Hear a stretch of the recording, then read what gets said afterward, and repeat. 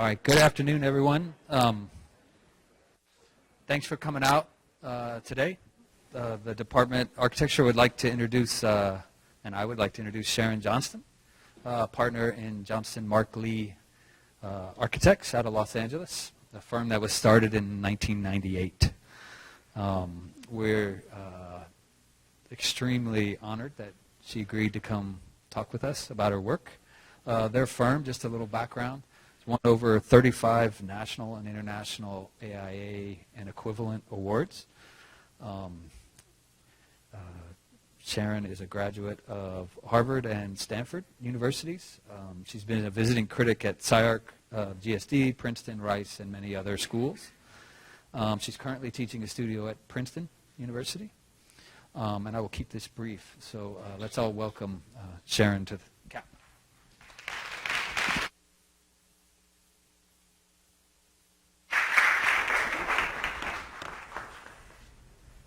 Okay. Well, thanks everybody for coming. I want to thank Josh and Janice and the students that I met with today. I felt really welcome, and this is my first time to Indiana, and I've really have enjoyed my visit. So it's great to be here.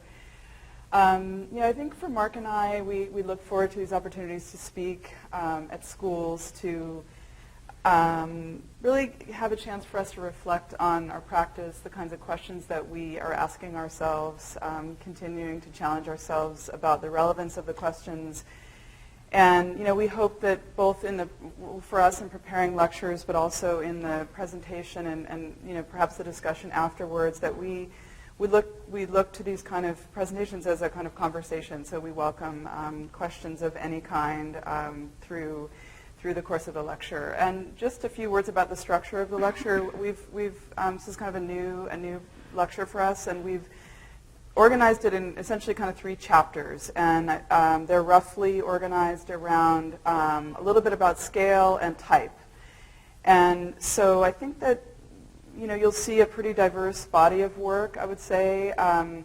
But what probably unifies all of the work is really a conceptual approach to each project, in that we typically try to start with a sort of very blank slate to how we're going to approach the project, and then always searching through kind of studies of the technical problems of each project, really trying to distill a sort of paradigmatic set of questions that we want to carry through and guide us through all of the sort of ups and downs of the project development. And I think that also what you'll see in the work is, to varying degrees, a real interest we've had in contemporary art practice is really from our graduate studies at Harvard. We probably spent as much time in the studio art practices as we did in the art history department and the architecture school.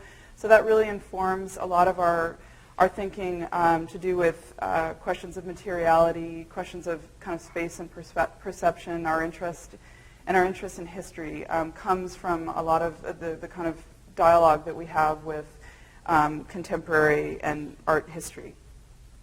So this first project is probably the smallest project and the project of the shortest duration in our office. It lasted only a couple of weeks and it was never built, but somehow it still encapsulates for us our approach to a kind of, in a very distilled way, our approach to making work. And it was for a small library for a family with a sort of ancillary pavilion, and it had just a very clear set of parameters, which was a view towards a canyon and a view out into a sort of small valley. And so we distilled that into a very clear set of opposing problems of a vertical window and a horizontal window with one straight wall for a library.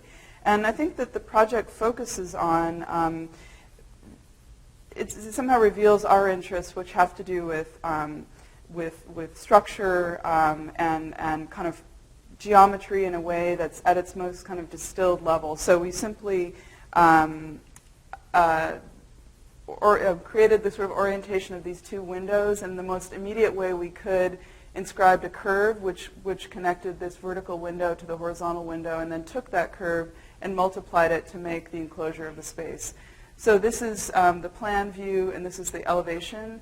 And really what the project was about was using the kind of describing this silhouette of the building, focusing on the kind of very direct inscription of space as opposed to a focus on surface. And so that, in a way, should sort of set the stage for the work that you're going to see throughout the lecture and the various scales of work that we're now involved in. So this is the Hill House.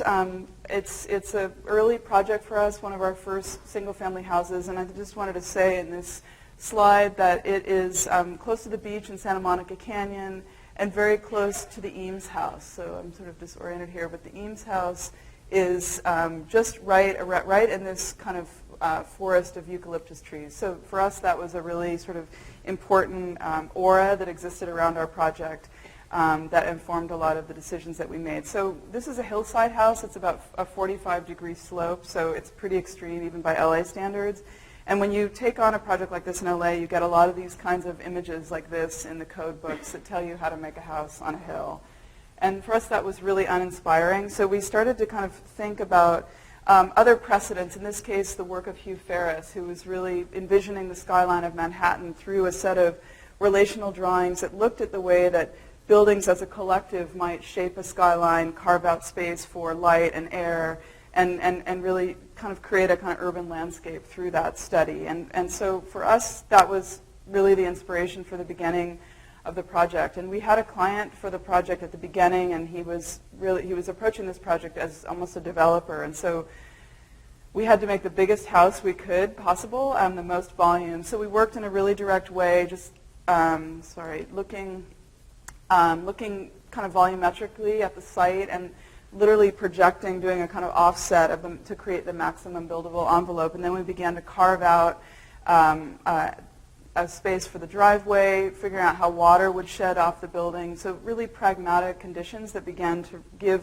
formal definition to the house. And then once we had that envelope that was both kind of efficient structurally and volumetrically, then we began to work from the inside out. And I think somehow this approach of kind of working with contrast is something that you'll see in a lot of our work, not necessarily these relationships, but given the volume, given the view in this particular site, how we worked to kind of erode as many boundaries in the house as we could was really important. We were really kind of excited about this approach to designing the building. There was a building on this design for the site before it was a virgin lot, but someone else had tried to build. And they had a kind of smaller house with many more caissons, and so we found a kind of efficient way to sort of take all these rules and regulations and turn it into something exciting. So we sort of did a master plan, an unsolicited master plan of what the neighborhood might look like if we applied this approach, and even went back to all the zoning administrators who had given us such a hard time and sort of suggested this could be the new vision for Santa Monica Canyon. They weren't that excited, but they still gave us our building permits. So a little bit about, I've met with students today, and we've talked a lot about process. So we work a lot with models, and in this case we were, again, always working with a set of opposites. So minimizing the building footprint because structure is expensive, but maximizing envelope. We have tremendous views in some parts of the building, but we're adjacent to a very busy street in other cases. So always trying to kind of find a set of relationships that can absorb that kind of complexity and range within a coherent, formal, and tectonic language. I apologize for the res on this image, but just wanted to walk you through a couple of, give you a kind of sense of how the object sits in the site. From the exterior, it feels really monolithic. I think that was important to us, that we were sort of figured out how to create this very three-dimensional object that could sit and be stable on that hillside.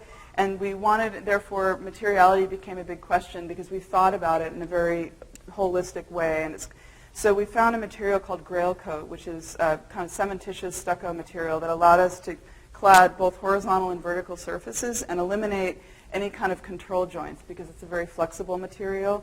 So the building feels quite monolithic and sort of heavy on the exterior, but then really kind of volumetric and open on the inside that allowed for this sort of indoor-outdoor kind of atmosphere in the house. This column essentially is, if I go back for just a second, the way that we're able to get this scale of opening is through a kind of structural core that's in the middle of the house, and this one column, which is also a drain, kind of tethers down this cantilevered piece. So there's essentially it's a kind of central core and then two cantilevered bays, and this is the view from below that The building is a hybrid of concrete, cast-in-place concrete and structural steel, so that we really work in compression in these foundation walls and then tie the building back through a series of structural steel and concrete topping slabs in the upper levels. So it really works totally in 3 dimension, both structurally and formally. So this is just, not to get too deep into it, but this is that structural core. So this is the only visible piece of structure in the house, and this is the stair that connects all those 3 levels.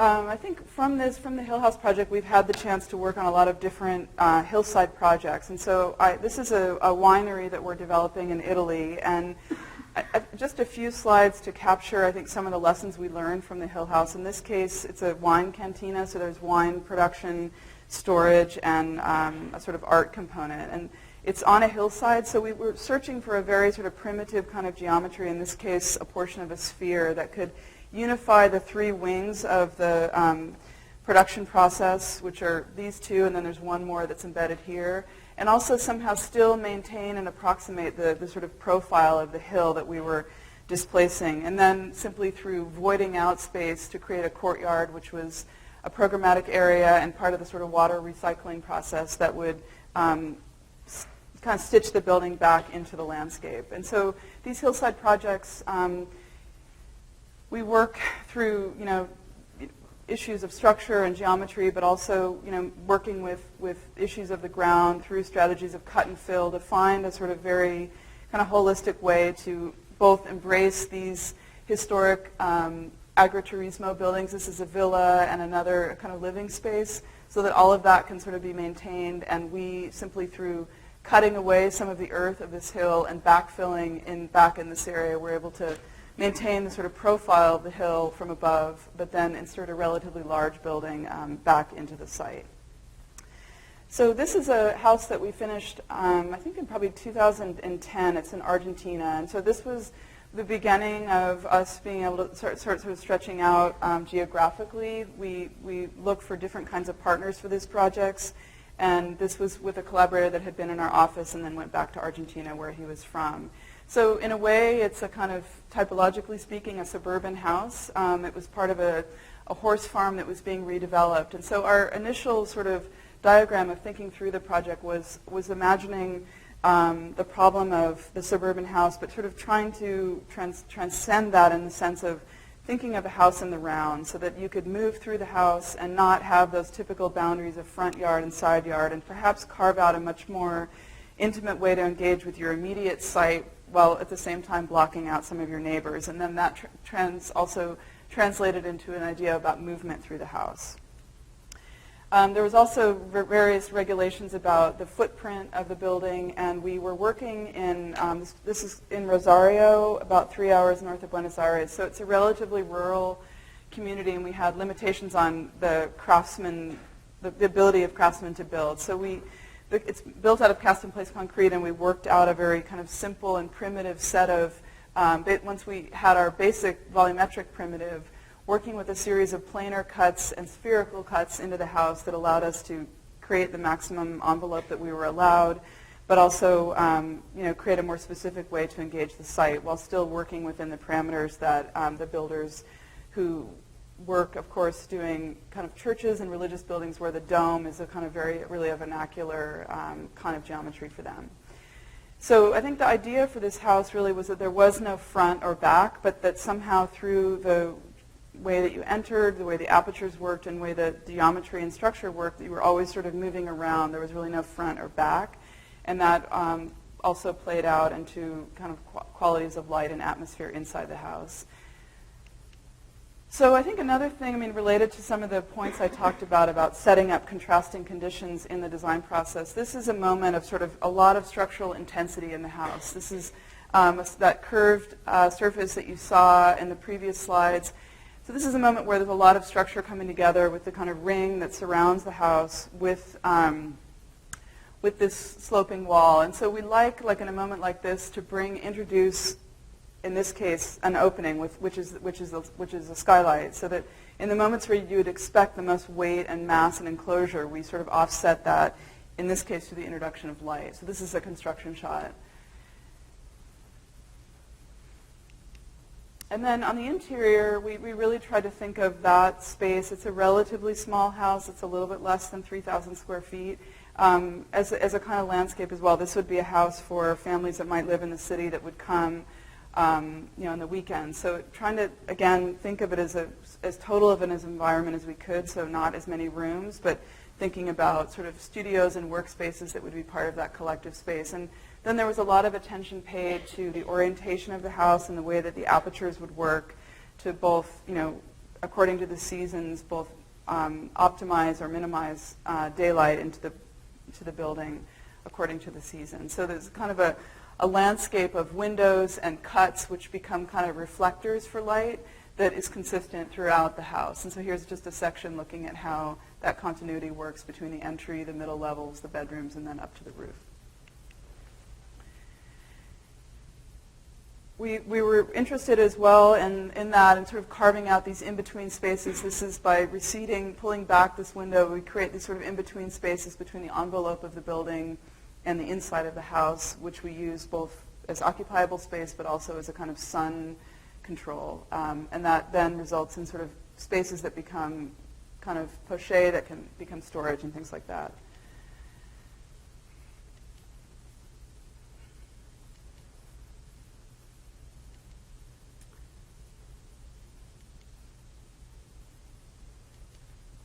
So here's that space finished where this is actually a bedroom. So the sort of, in a way, sort of elemental way that those forms come together of the floor, the wall, the roof, and the light is kind of a quality that defines the house and really animates it. So it's not a very materially rich house in a way, but the way natural light was really sort of our program or our material agent.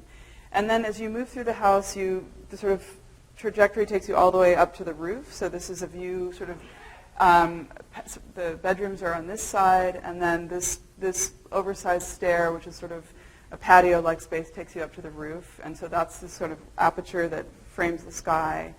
And then that's at the top of the house, you have that sense of a sort of total view of the landscape again.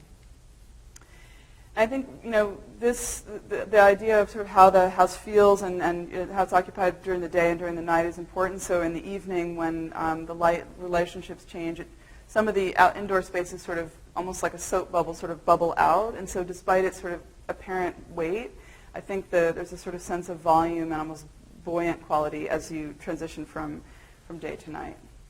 And we've had the chance to do a number of other projects since then. This is kind of an interesting collection of projects that we're part of. It's called Solo House. Maybe some of you guys have heard of it. A developer, a French guy, took ownership of a large plot of land in Spain near a couple hours, Matarranya, so a couple hours inland from Barcelona. And so basically, again, in our case, it's a olive grove, and so our intention is to have a very sort of minimal touch on the landscape. And then create this sort of pavilion-like building that hovers over that landscape. And so by having a really minimal footprint and a very compact profile, we're able to sort of maintain a level of sort of a monolithic quality to the house that doesn't overexpose its owners to the landscape or vice versa. So by the base of the building absorbs all of the mechanical systems, and then nested within the roof is a small patio so that you can sit and sort of watch the sky but be concealed from the landscape, and then all the living spaces are within the kind of circular plan. So this next project was another, for us in Southern California, another really important typology, which is the beach house. And this project we call the vault house. So it's a kind of ubiquitous problem, at least on the coastline, of these very long, narrow lots. And so our first, in looking at a lot of the houses around here, you realize that typically the only kind of great space is the room in the front with the view and kind of connection to the beach.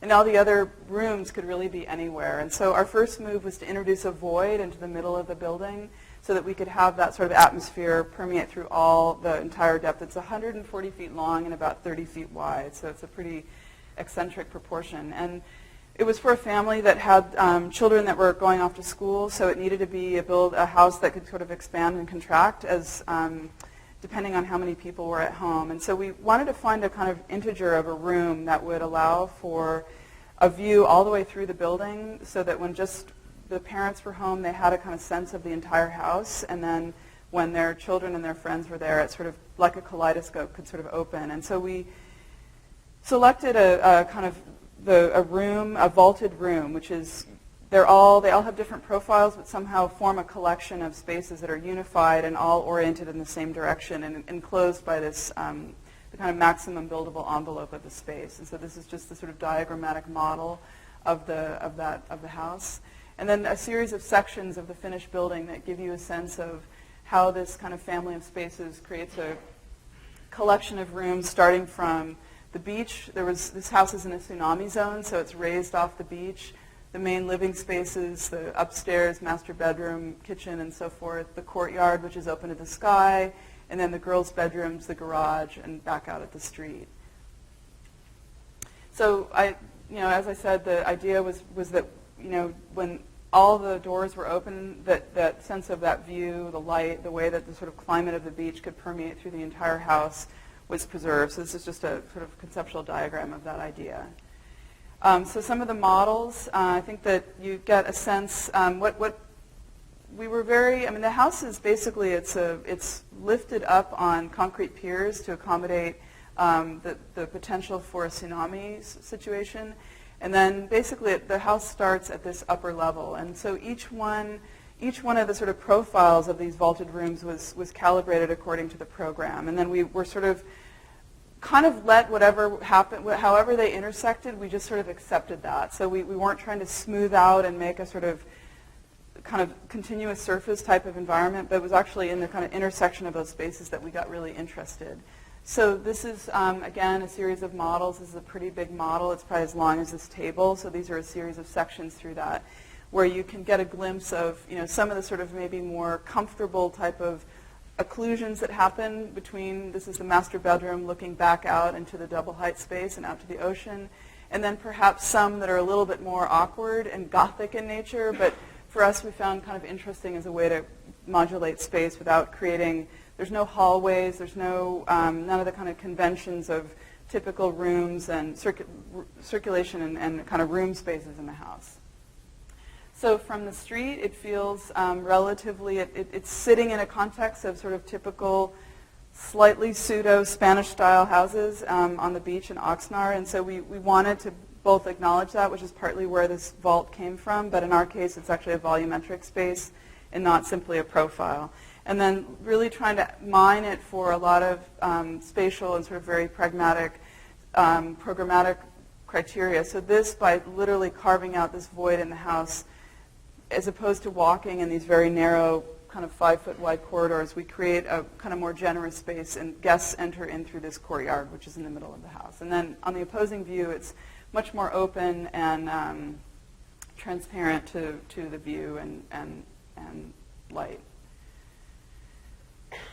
And then simply this idea of this aperture, this form, really became a kind of way to work both in terms of the apertures, the kind of volume of the house, and it also became part of the language not only of space and aperture, but also the structure of the base of the house. And this part of the building is pretty dynamic because it changes with the sand levels. So altogether, it becomes kind of part of a holistic landscape. But I think relative to the question of type, this is not a project that we really started with any kind of heuristic model, but it really evolved in a very pragmatic way.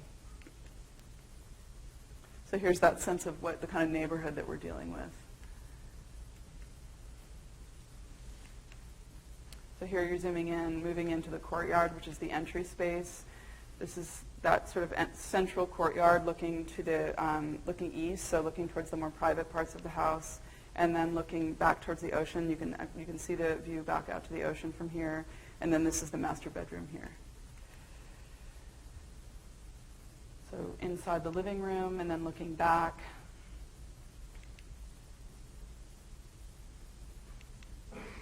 And then looking back out. So instead of having that master bedroom right at the ocean and having a much smaller scale living space, we're able to create sort of many layers of space that allow that light and such to permeate deep into the house, or more deep into the house.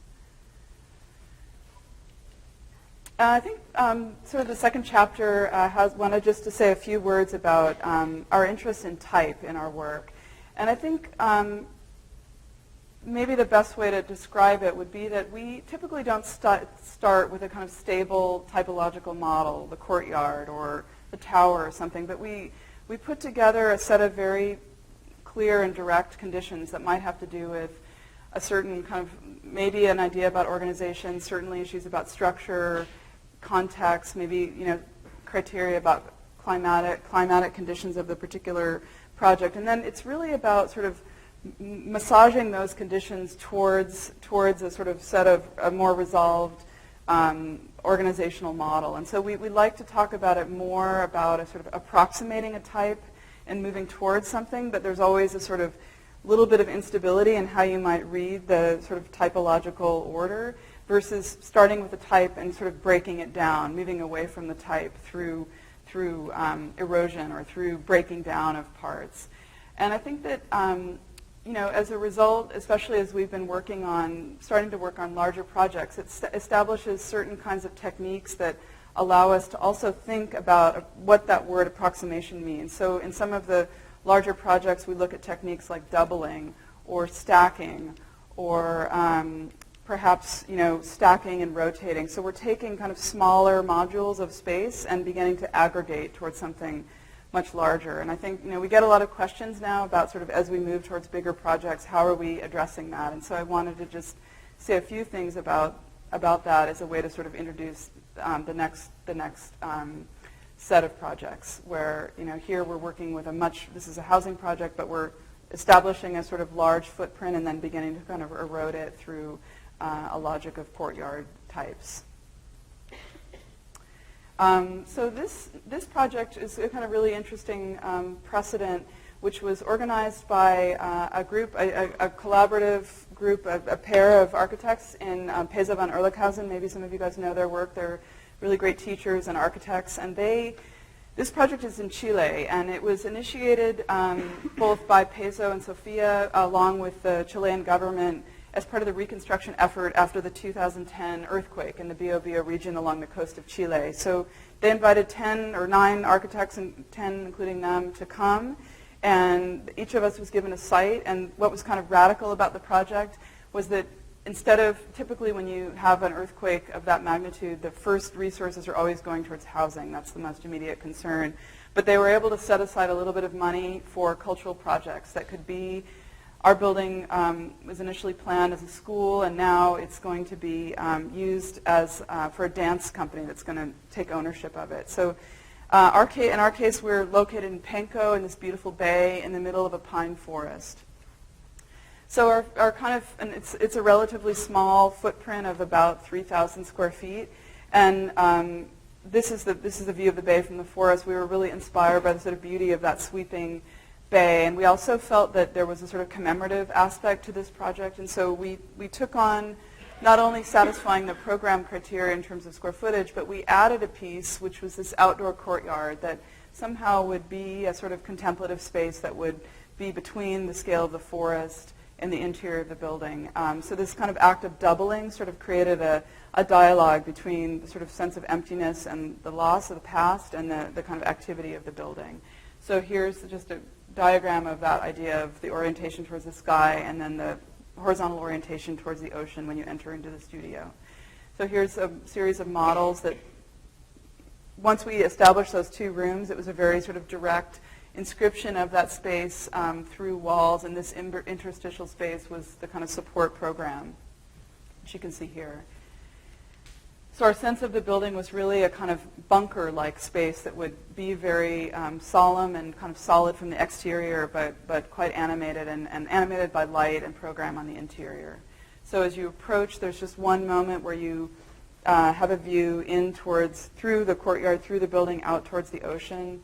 And then when you're in the courtyard, the sort of the ground and the sky come into a strong relationship. It's a kind of an abstract space, but full of light and texture. We took on, we had to remove a couple of trees for our site, and so we took those trunks and they become we made molds of them to cast the scalloped shape the wall. So somehow that sort of memory, that trace of those trees is present in the exterior courtyard of the pavilion.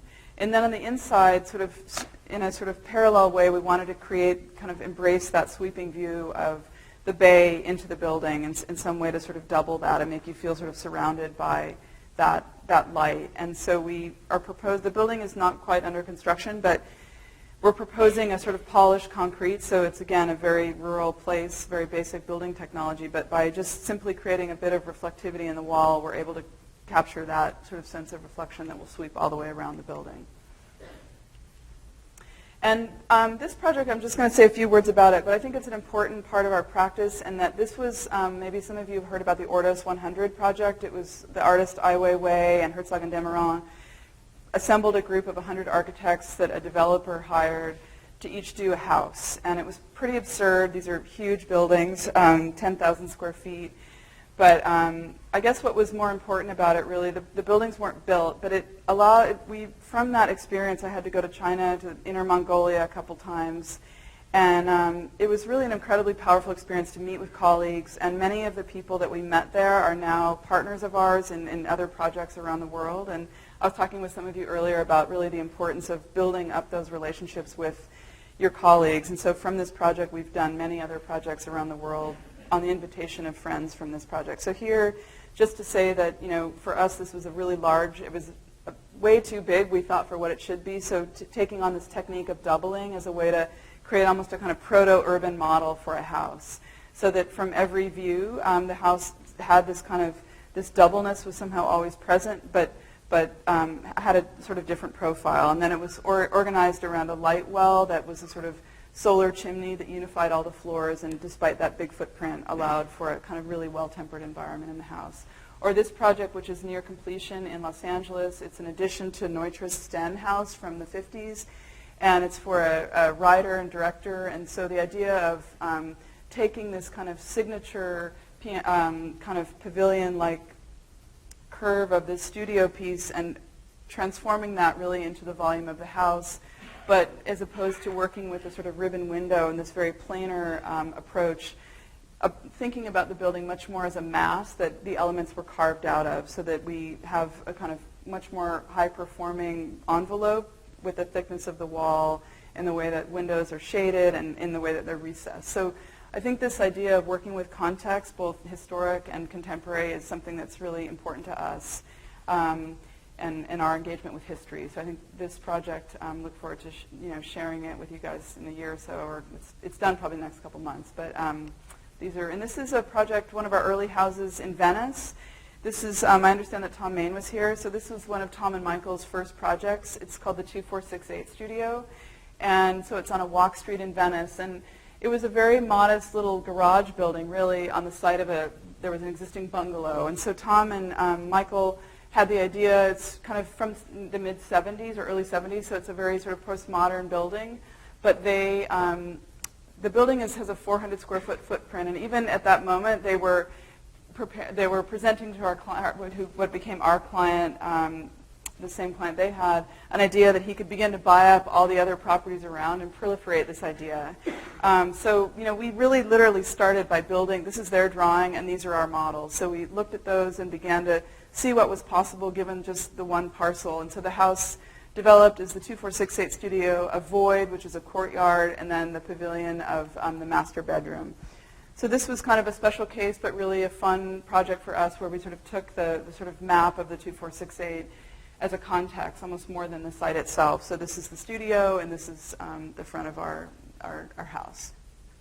Or in this case, for a developer in Argentina, this is in Portugal, where he wanted to develop 3 buildings at once. And so it was kind of finding a language of courtyards, window apertures, and indoor-outdoor spaces that would create a kind of family of spaces that would unify them, but through the way they were sited and then placed next to each other, could create a kind of very urban but private enclave for 3 families. We're also part of a lot of more different kinds of collective urban projects. In this case, it was our contribution to the Shanghai West Bund Architecture Biennial in 2013. And so ours was one of 3 out of the 12 that actually got built in time for that biennial. So it's in a site in Shanghai that's along the Bund, but in a really rapidly changing industrial neighborhood. And there was a brief, but we also knew that the program was going to change quite a lot from the opening to over the course of time. It was recently occupied, now become the headquarters for the Shanghai Center for, or International Center for Photography. So our idea was to, first of all, approach it in a really modular way to maximize flexibility and really think of it as something, a building that could adapt to a lot of different programs. And so there's 3 pavilions that are oriented outward that are really embrace the city, and then 3 that are oriented to form a more continuous space organized around a courtyard. So the building sort of has this sense of sometimes appearing very compact or spreading out. So here it is in its context. I'm sure it looks really different. I know David Chipperfield is developing a museum here now, but somehow we wanted, some of these industrial silos and things will stay. And so we formally, and in terms of its mass, we wanted to somehow embrace that history in the order or the sort of plan and organization of the building. So the interior, this is one of the 3 pavilions that's oriented outward, so always having 2 sources of light and view. These are sort of media type spaces for video and things like that. So opposing that sort of storefront window, there's always a skylight that in the sort of darkest place of the room always has a source of light. And then in contrast to the sort of more continuous spaces on the interior that are organized around this courtyard. So here's how it works kind of organizationally with the roof on and the roof off. And then the courtyard becomes a space both, again, for light, but also for air. So it has a kind of, it's of course conditioned, but it has the ability to sort of all funnel through that central space. This building, before this, it's a precast concrete building, and it was a pretty insane construction process. The whole thing was probably about 4 months from design through construction. And so before we came to that solution, we were looking at different kind of structural logics, in this case looking at a more vertical tower stack where we were able to capitalize on kind of through lines of structure that would make it really efficient despite its relatively tall section. But this proved to be too difficult given the time frame that they had. So, but I think this kind of logic of stacking and the idea of aggregating a number of smaller pieces to make a larger building is something that's interested us a lot as we began to shift scale. And so this is a building that we're sort of in a feasibility phase for at Harvard. It's part of the Graduate School of Design. They're developing a sort of research laboratory where, as they've sort of moved more to a laboratory model, the idea is that each floor of this building would accommodate a different lab and would be able to kind of move between classrooms and more collective spaces, somewhat like some of the spaces I've seen here at school. And so that it could really be interdisciplinary between the floors, and then all the main fabrication equipment is in the basement. So I think also the idea of having a very compact footprint was a mandate from the school so that we could maintain this kind of open space around Gund Hall and the sort of type of the courtyard type on the Harvard campus. And then the sort of last project in this series is a large master planning project that we developed in Grottaferrata, so it's just south of Rome by about 20 minutes. And it's kind of an interesting agglomeration of buildings from different eras, from sort of 19th century villas to abandoned 20th century sort of commercial buildings, and these 19th century carriage houses. And so we were searching for a kind of language that would, our client was a private developer and an art foundation, so it was a mixed-use space with art being a sort of primary driver for creative office and the public landscape. So the park was deeded back to the city, and then we needed to find a kind of language that would allow us to create a gallery space, creative office buildings, housing, and a couple of other sort of ancillary gallery spaces. So we began with a very simple modular space that we then started to aggregate in different ways to create a sort of unified language that could also be very site-specific according to the circumstance, the immediate circumstances of each building. So here's that sort of overall landscape housing, the museum gallery, the creative office building, there's a parking all below this, so this was sort of an entry space, but also a small gallery, a dining room, and then this whole part of the site was deeded back to the city as an arts park.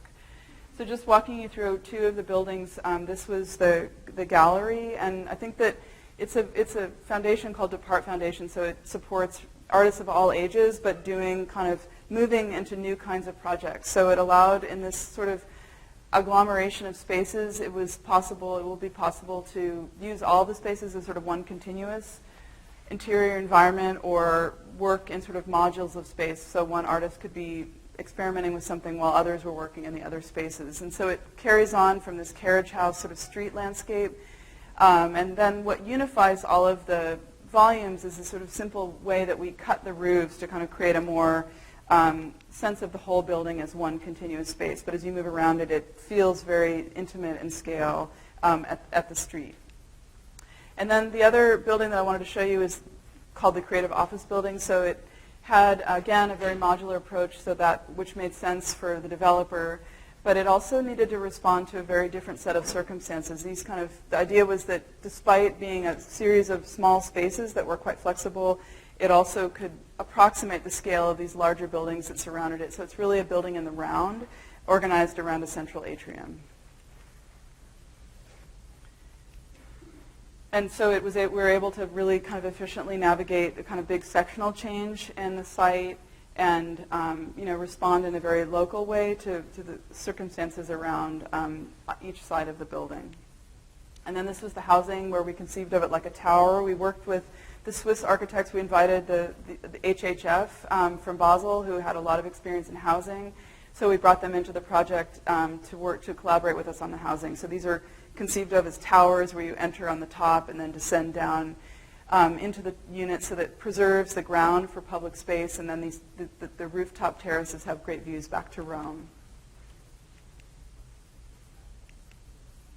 So this is just a couple of model shots kind of looking at how that agglomeration, that sort of looseness, creates a kind of sense of coherence, but not in a kind of forced way, but through this module allows us to sort of work between scales and still have a sense of a whole project.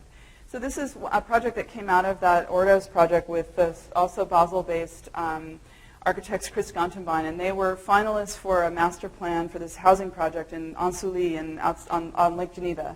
And instead of their office taking on over 200 units of housing, they invited a number of architects.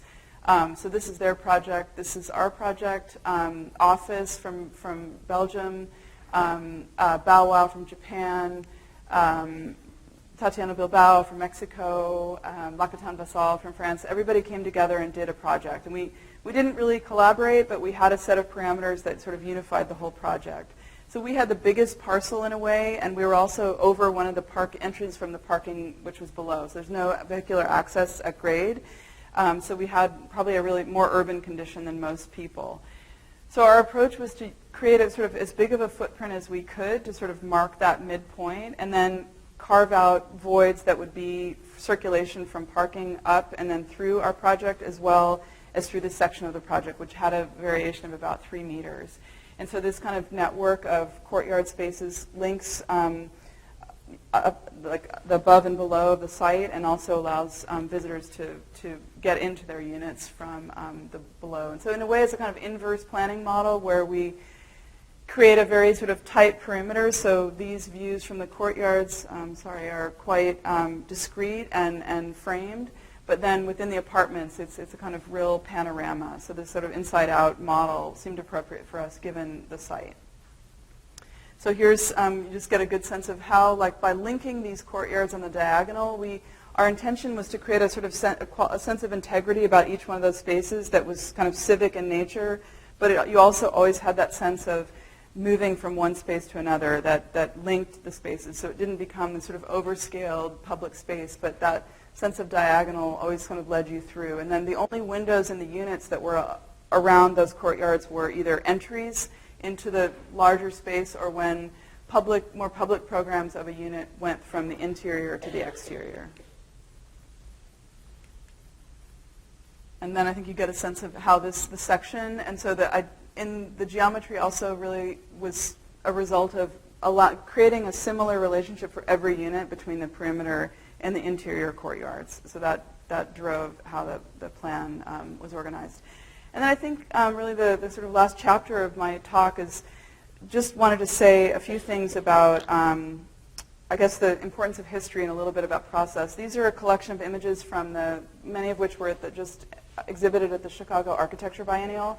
And this one I just will say a few words about. This was early on in the development of the Hill House. We were submitting the project for a PA award, and we were searching for a way to communicate the essence of the project, sort of test ourselves about kind of understanding what the relationships that were kind of foundational to the project. And so we took this image, this famous image of Julia Schulman of Pierre Koenig's case study 22, and simply through erasing the canopies and eradicating the middle ground of the cantilevered deck, we were able to sort of create this atmosphere of this kind of hovering volume and the distant horizon. And somehow that for us, framed by the kind of envelope of the house, really distilled for us what the house was about. And I think we then continued on working in this kind of collage mode, often working with our projects in relationship with historic images of architecture. Of course, this is Neutra's Kaufmann House. So it's a way for us. We often generate these images, along the way. Sometimes we're stuck. We're not quite sure what to do. We need to sort of find a different method or tool to work with. And I think it allows us to also, in recontextualizing the work, it allows us to kind of see new ways to think about the project. And I think that this kind of gets at something that's germane to our work, which is a lot about, in our work with artists, this kind of collaborative model where we almost like in a chess game are tossing the work back and forth to allow us to question things in new ways and sort of expand the discourse around the project as opposed to narrowing things down. We find this kind of method of working or working with artists when our projects are done is a way to continue to expand the set of questions that our work seeks to address. This is an image of the manil that I'll show you in a minute, but it's really thinking about how to create an interior atmosphere with the most minimal amount of definition that's suspended in the garden, but simply through the roof and the window can create that sort of ambiguity of interior and exterior space. These are handmade drawings. I mean, these are capturing after it, but we work in a very analog way to produce these drawings. And I think that it's a pretty intense process. These are really challenging artifacts to make, but I think it's that process actually that it's a really kind of lively part of the discourse in our office. So the last couple of projects, I think, get at the sort of larger scale work that we're doing. We're also beginning to do more educational work. So this is the Graduate Art Studios building at UCLA. It's actually sited in Culver City.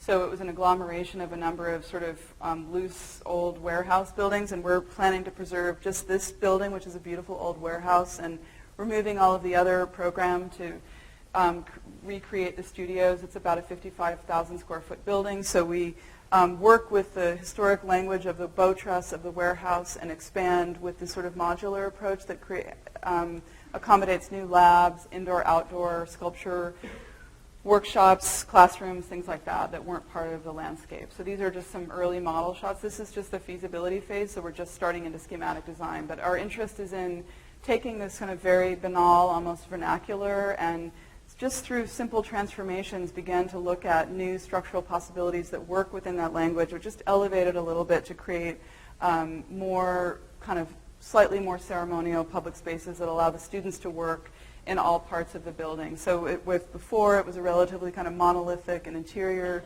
spaces, a facade of the existing warehouse. We start to create more porous spaces, a garden, an outdoor lab. So it begins to bring the city into the building a little bit more, and in a way almost conceiving of the building like a mini city, so that streets and courtyards and things like that become part of this collective landscape where everything is sort of up for grabs as a space for meeting, classrooms, interventions. And then the roof, this kind of solar umbrella, allows for the students to work year-round. I mean, they don't have the weather problems you do, but it gets really hot, so somehow creating this kind of all-weather, covered but unconditioned space was both super efficient in terms of cost and gave us about 20,000 more square feet of space that the students could work in without having to pay typical dollar. And then here they were really interested in having a garden be part of the landscape, so introducing that garden space into a more central part of the campus was really an incredible process, working with the students in a really unplugged way. This is the center bay, the space where all the pinups happen, surrounded by what we call a neighborhood of studios that is really undemocratic, or it's very democratic, and that any student can be anywhere, so it has this kind of really sort of bottom-up approach to planning and also how the faculty and students like to use the space. And here's one of those indoor-outdoor covered sculpture yards. This is a project that's very new. We just won this project, and it's a collaboration. It's at the University of Chicago, a collaboration with the university and Theaster Gates and his Arts and Public Life program. So it's perhaps will be, the Obama Library will most likely be right here, so I think our program is going to change a little bit before we really start designing the project. But this is Washington Park. And Theaster has a really interesting program where he's been taking over sort of abandoned buildings. This is called the Arts Incubator, so rehabilitating buildings and making a space for local artists and international artists to come exhibit work. But it also includes spaces for local kids and adults to gain skills. There's a wood shop in this building. So each one of his projects has a kind of cultural dimension, but also a sort of entrepreneurial skill building piece. It's a performing arts building, so it's a big kind of, in a way, just a big warehouse. And so we were searching for a kind of typology of building that was sort of a hybrid between a warehouse and a house. And so this is it sits right next to the Green Line elevated train. And so somehow in that sort of very functional use of the building, the roof would begin to signify the presence of the building in a really modest way at the same time. So it's 4 halls, a movie screening and classroom, a sort of winter garden, as we call it, which is a sort of flexible space, a black box theater, and then another winter garden, which is connected to the rear street in the front, and then studios up above. So it's this kind of, it has the ability to become one continuous space or a series of very discrete spaces, not in a way unlike the way this space is used. And it's good to hear from you that it's working well. So here is just a section that gives you a sense of how those rooms work together, and then these doors can open to create one continuous, about 7,000 square foot space. So we were working within this historic facade, which we had to preserve, and then sort of inserting a new building into that. So just through subtle clues of the scale of apertures, the way that light works in the building, we're creating a much more open and sort of civic scale to the building. And here's a view from that first room off the street, looking all the way through, and all the doors are open, so that practice performances could be happening here while a classroom is going on, but at the same time you always have a sense of the whole. There's another view of the second one of those spaces. And then the circulation spaces always sort of do double duty as a gallery or a reading room, where historic libraries can be housed in the building. And then the rear facade, and then from the street, the idea is that the building is really sort of an agent to spawn different kinds of activity, from performances to book fairs. It's really a sort of, it kind of does has many different roles, but has the flexibility at the same time, the sort of iconography to suggest that this is a building of this place. And the last project I wanted to show you is under construction now. It's our contribution to the Manil campus in Houston. So this was a competition we won a couple years ago, and for those of you that haven't been there, it's about a 30-acre site. This is the Renzo Piano building from the late 80s. This is the Twombly Pavilion 10 years later in 97, the Rothko Chapel, the Byzantine Chapel, and the Flavin building here on Richmond Avenue. And so our site, this is a big apartment building that's going to be torn down. And so David Chipperfield did the master plan. This is the result of his master plan that included removing that large apartment building and reconfiguring that commercial housing as in a series of towers along the street with new light rail. And this is the Drawing Institute. So our building is the Manila Drawing Institute, a museum for drawings, and there's also planned 2 new single artist studios, and we're also doing this energy plant. So we're creating a kind of new space in the middle of the campus. Just a few notes about the history of this project. John and Dominique de Manil are the patrons of the Manil collection and the Manil Foundation, and they initially approached Lou Kahn to design a museum building for them. And this was one of his last sketches for the project. And I think what's important to say about it is that even at this point, the idea of the sort of art storage, the idea that art storage and art museum were part of the boundaries between those were very fluid, was already embedded in this project. But first John Dimonel died in the early 80s, and Kahn died not long after that. So Dominique abandoned the project and then came back about 10 years later and commissioned Renzo to do the Menil Collection building. And I think before that, in the 50s, in the early 50s, they commissioned Philip Johnston to do a house for them in Houston. And they were longtime patrons of Philip Johnston. And I think what I wanted to communicate in this slide is that our building is about 30,000 square feet. So in a way, it sits somewhere between the scale of this house and a museum-scale institutional building. The Menil Collection is made up of this kind of mothership, which is the main building, and then a series of pavilions that sort of connect to it, but in a very sort of discreet and subtle way. And as well, what also is sort of signature part of the Menil campus is the way that light works in all these museum buildings, which is always from above. I'm sure you guys are familiar with the leaves of Renzo's building, Rothko. All of the buildings, somehow light is defined from above. And natural light really defines those museums. I think for us, equally important are these bungalows that make up this very kind of subtle domestic landscape that surrounds the building, that most of which the Menil owns, that they've painted this gray color. And then finally the landscape, these great trees, which are really almost objects unto themselves that define space, create a kind of beautiful atmosphere of light. So here was the site when we were given the project. And so our first of this, and then here is the Drawing Institute. So essentially what we're doing is, unlike the Menil Collection, which is a big building situated in a large lawn, we're really nesting our building right up within this necklace of bungalows that defines the main quad, or the main kind of north campus. And our thinking was really to sort of nest up both in terms of scale around these houses, but also really embrace the trees, the gardens that really make that place what it is. And so the kind of diagrammatic model of the building is this sort of thin sheet of steel that hovers and extends past the building and nests within those trees to create a kind of atmosphere that, in a sense, the profile from the exterior feels much bigger than the sort of intimacy on the inside of the building. So this is essentially the existing site we were given, and those gray trees were large, most of them were existing. So we simply created rooms around them to be entry courtyards and studied the scholar courtyard, and then simply just infilled the building in a way around those gardens. And then within the building, the series of rooms are small in scale, appropriate for drawings, and somehow in that sense for us really proliferate this idea of the sort of domestic scale of the surrounding houses. And then all of that is unified by this thin plate steel roof that hovers over the courtyards and the galleries. So it's a very simple 3 main pavilions: a study pavilion, exhibition, and administration, all surrounded by, nested within these 3 courtyards. And so here's how the organization works. And this building is really treated as a kind of almost like a dumb shed that the rest of the pavilions or the kind of courtyards are surround. Circulation is a really key part of how you move through this campus. And so we really had the idea that you could move through the building and almost never have to go into the galleries if you didn't want to.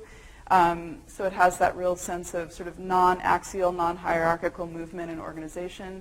Light is a really important part of our project. Unlike the other museum buildings, natural light is sort of our enemy as a museum for drawings. So this was an early study we did with our lighting designer, where this is 10,000 foot candles in the Houston sun, and when you get, so it works sequentially, when you get into the gallery, it's 5 foot candles, and all of that works through first spreading out the roof, working with the tree canopy that surrounds is nested within the courtyards and around the building, and then a kind of living room space which is extended, this kind of extended entry, and then getting into the gallery. So that sort of gradation was generated through the organization of the architecture. So we didn't have to have a lot of artificial means to do that. So from the south, the building feels quite monolithic and sort of opaque, almost like a porch that looks out into the new park. We're collaborating with Michael van Valkenburg on the landscape for this project, and Guy Nortensen is our structural engineer out of New York. So if this is the view from the south,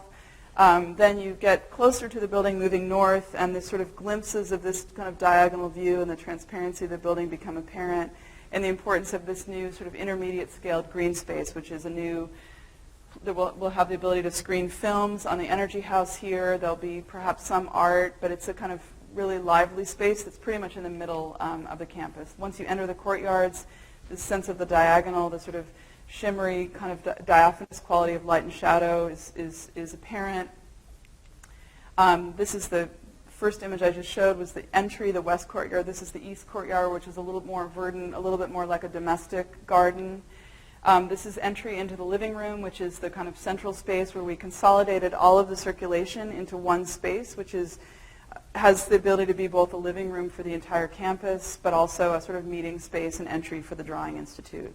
So the kind of language of structure that you saw outside in the courtyards, it's a very modular building. So as opposed to in the exterior where the canopy, we're capturing the canopy moving down. At this moment, the two modules are coming together to make this sort of megaron shape that forms the interior sort of loft vaulted space of the entry. The galleries are calibrated specifically for drawings. The biggest drawing, the average drawing is about 18 inches by 24 inches, so it's a very intimate scaled gallery space. And the courtyards are always present. This is the Scholar Courtyard, so the third courtyard to the north, where we're using a very much smaller scale tree. So that instead of having a lot of louvers and sun shading devices, we're really working with the landscape to create our shading system. The heart of the building is what's called the drawing study room. So this is the place where we do have natural light, where scholars can come and study drawings and different qualities of natural light for short durations. And then as a kind of parallel to that space, a partner space is the conservation library. So we're now looking from the library into the drawing room and through to the courtyard. Again, a different kind of light. The conservation lab is here, so it's oriented on the north side of the building. But this idea of these communal spaces that are somewhat circulation as well as highly functioning rooms is part of the idea that permeates through all the Manil projects, that working spaces, spaces for staff, are as important as the front of house spaces, that they're somehow all part of a collective, and the sort of dignity of the work is really equal to the exhibition spaces. So I think this gives you a sense of sort of how the courtyard works as you approach the building. So the Twombly, for those of you who know the site, the Twombly is just behind us. So this is the roof is developed out of a half-inch plate steel. So this is essentially spanning 60 feet and suspended off this slab of steel and sort of rib structure. So Guy has had to work really hard with us, but it's been an incredible collaboration with Guy and MVVA to develop the kind of structural and atmosphere of the space through that collaboration. So I think as opposed to maybe the south view from the west, the building has a kind of really almost domestic scale to it, where the transparency of the living room, that moment where the north and south bays come together, is almost totally transparent, but shadowed, so that you can pass through that space and back out to the east courtyard. I think for us, this idea of sort of a twilight-like quality, the sort of being between building and landscape, inside and outside, day and night, is something that is a condition we look for in all of our work, which will be particularly important in this project. I'm going to see if I can make this movie. Oh, no? Oh, yeah. So this is just a short film of the project, which we'll close with.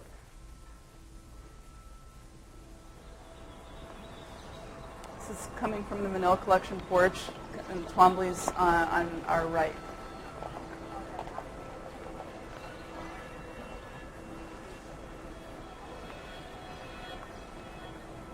The west elevation. I'm coming through the courtyard from the west courtyard towards the entry.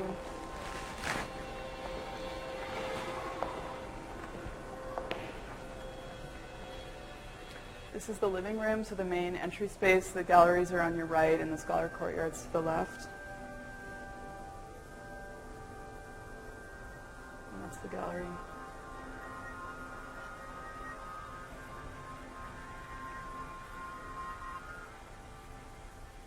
And now we're in the Scholar Courtyard. This is a space for working, for circulation, so it's sort of multifunctional space. And that's the split screen is now we're in the gallery, and then that's the drawing room on the left.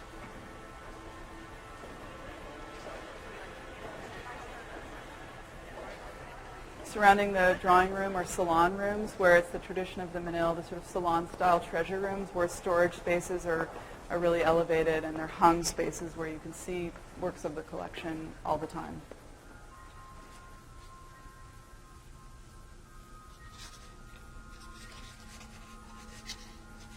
This is the drawing room again. And now we're on the east side of the building. We're going to come around to the south. So this is this kind of sense of the latent diagonal, and the transparency in the building is something you see a lot in that courtyard. The building is clad in a sort of engineered boards that we made of Port Orford cedar, and then it's stained with a sort of natural aniline dye.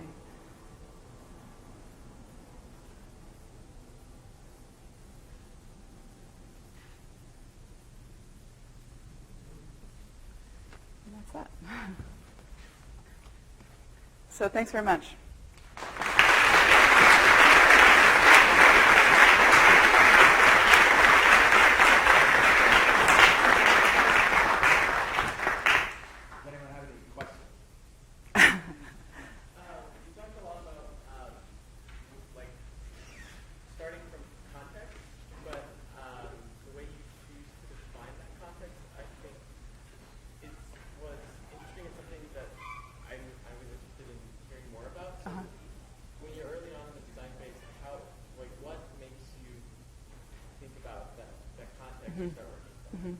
Yeah, I mean, we try to, when I was talking about type, I was trying to get at this, that we start our projects on kind of many parallel tracks. So on the one hand, like with the Manil, for example, we were immersing ourselves in the sort of historic evolution of the campus, the kind of psychology and ethos of the Manils. We were looking at, of course, Renzo's building. We sort of have a lot of research on that. But we were also looking, so that's a context, but we were also looking at precedents of, spaces for drawings, and also very pragmatic issues about environmental systems, kind of light issues. I mean, for us, the issue of how we solve the lighting problem through extending the roof of the building, that's something, that we always try to, not be complicated, and we don't have to be. So, in that case, the garden was a really important context for the Manil, and so the idea that we could harness those gardens, make an in-between space between the building and the garden, build on that context of the garden and the kind of campus, the green campus, but make it perform for us. I think that's a kind of good example of how, by working in parallel tracks, we're able to solve technical problems, but also really embed the project in that place in a way that isn't purely through a contextual response that you might like, oh, it echoes, something that's visible, but through maybe more, kind of more layered or processed approach, or the idea about doubling, like in some of the historic buildings, the Neutra Little Pavilion. I mean, there's a lot of ways that you could both celebrate the Neutra historic building and build something new, but we're not trying to mimic it, but we're trying to kind of find the DNA of that building and transform it through the new work. And I think that's, I think by going deep into the kind of historical fabric, it allows us to kind of move beyond things without, quoting or being more literal about how we engage context. Yeah.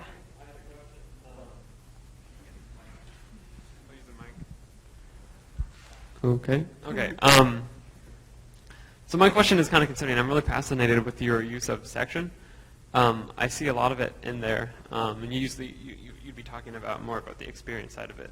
But I kind of want to ask, probe deeper about maybe like what your intentions are, or like, are you also fascinated with section because it seems like you are? Yeah. I also elevation as well, and kind of views from streets in a way, because with like the doubling and things. I wanted to know what your thoughts were on that. Yeah, it's interesting. It reminds me of a question someone had asked me. I was lecturing in Miami last year, and they were asking about, a lot of the kind of typological orders that our projects have to date are kind of plan driven. Like the courtyard is one. Sometimes there's more vertical, but he was keying into this question of the plan, and he was saying, but I also see a strong kind of sectional condition in your work. And so I think it's right that, I guess because the section is so it's very three-dimensional tool, and so we're really, I think, I mean, we use all the tools at hand, so section is one of many, but I think we like in the case of the vault house, for example, where the section is really an important tool to kind of, the variations of the section are really the only thing we have to create definition of space. That it's a really good technique for us to both understand the system and refine the system. So I think we try to be as specific as we can with the tools we use for each project. I mean, some projects are less sectional than others, but that was one where we were drawing sections all the time. All the models are sectional models. That somehow we just forced ourselves to not, it's not really a planned project. It's a section project. And so, I think to make it convincing and to really push the idea as far as we could, we had to kind of force ourselves to, I mean, we of course drew plans, but we needed to study and sort of calibrate the project through the section.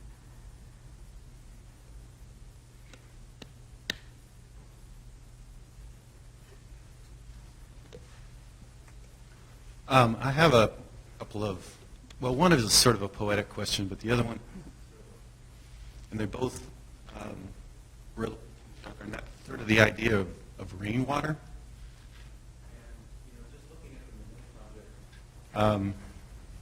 With these beautiful courtyards, and you have that edge, and it seems like there was some thinking relative to how water would sort of fall off those roofs. Right. And whether you're capturing it or not, I'm not sure. I didn't think detail that alluded to that. That's a nice question. We're not, in the end, we're not capturing it, but we thought a lot about that. I mean, the whole idea of the approach to the Drawing Institute, it's a very intimate experience to be in a gallery with drawings that are, the size of postcards or a little bit bigger.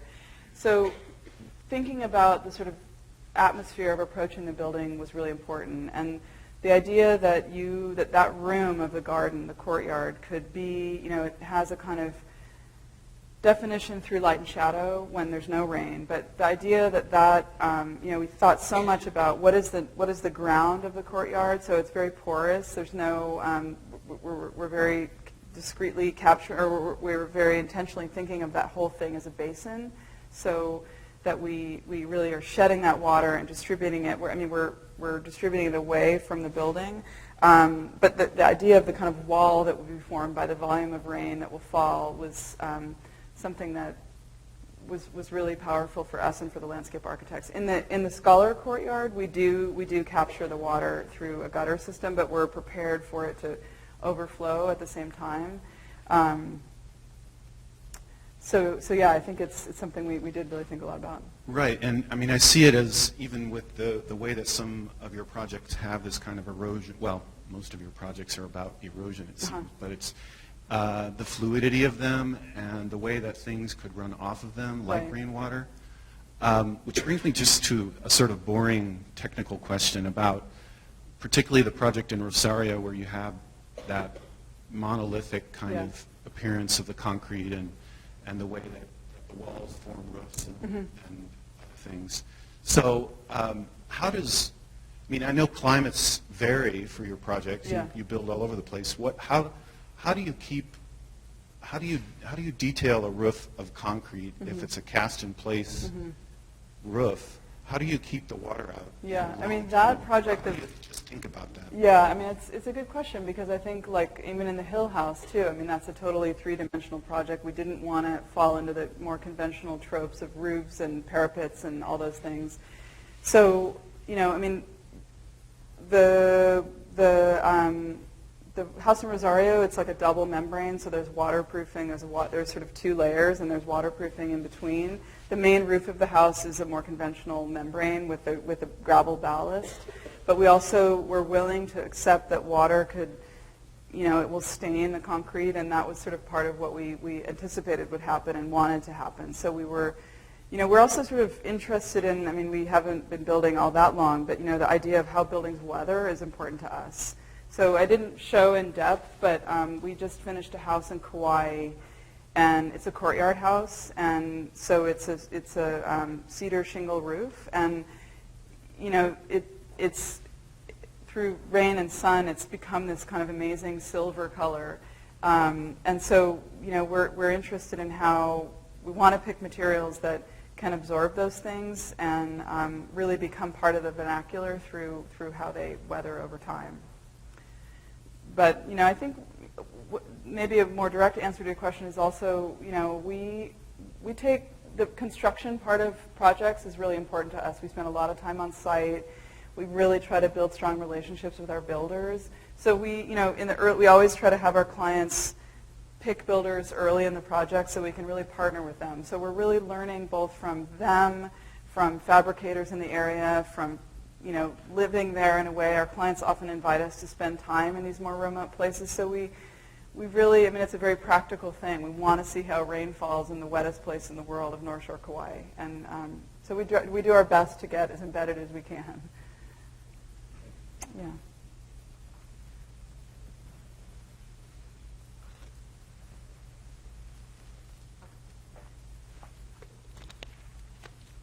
Hi.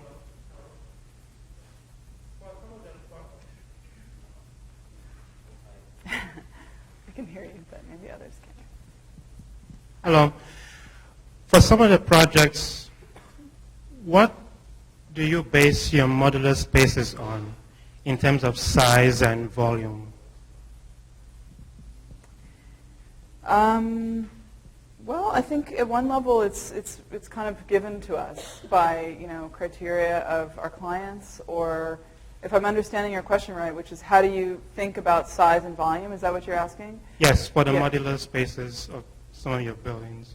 So as a total kind of building, I think those things are often given to us from external conditions. There's also, regulations, zoning regulations, things like that are, of course, very important criteria. But I think, I also would imagine I could answer your question related to issues about proportion, which is an incredibly important issue for us.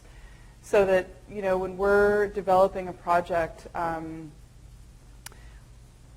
we're thinking a lot about the relationships between two spaces as much as, a single space on its own. So what is the sequence of space that you would move through in a project is really important. How it shifts from, a kind of expansive scale to a more intimate scale is important. So I think it's, we try to really examine our projects through the tools of section and 3D models and models as, not as static experiences, but as very sequential experiences. And so we're always figuring out ways to think about what happened before that space, the arrival into that space, moving through that space, the peripheral vision of the space.